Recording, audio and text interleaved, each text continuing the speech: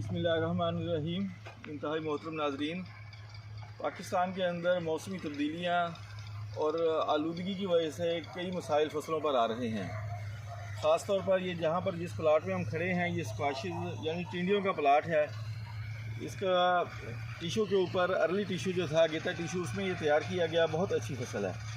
लेकिन मैंने बात की है तो जमील साहब से, तो जैसे ही यहाँ पर स्मोक के असरात हुए हैं और आम तौर पर जैसे टेम्परेचर लो होना शुरू होता है तो मुख्तलिफ बीमारियाँ हमलावर होती हैं, और यहाँ पर जो है ये डॉनी का एक शदीद अटैक आया है और ये आहिस्ता आहिस्ता आगे बढ़ता जा रहा है।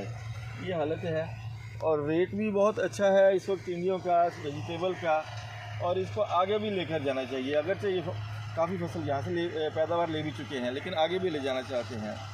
मोहतरम काश्तकारों, जो मौसम तब्दील हो रहे हैं, ये स्मोक है, उसकी वजह से जो डॉनी के असरात हैं, तो आप डॉनी का कोई भी प्रोडक्ट, मसलन मेटल एक्सल पुराना प्रोडक्ट है, साइमोक्सिनल, डाइमेथामार्फ, क्लोरोथेलोनिल, ये तमाम प्रोडक्ट्स जो है मार्केट में मौजूद होते हैं, इनके आप स्प्रे करते रहें मुसलसल, ताकि ये डॉनी से इसको बचाया जा सके और आप इसका फल ले सकें। और मैं इसके लिए रिकमेंड करूँगा कि तारा का प्रोडक्ट ऑर्थोडॉक्स बहुत अच्छा प्रोडक्ट है।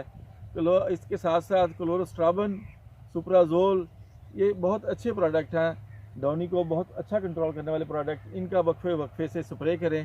बीमारी के असरात स्मोक की वजह से, मौसम जो तब्दील हो रहा है, ठंडा हो रहा है, इसकी वजह से मौजूद हैं, स्पोर मौजूद हैं, तो इनका स्प्रे करते रहें ताकि फसल जो है ये महफूज रहे।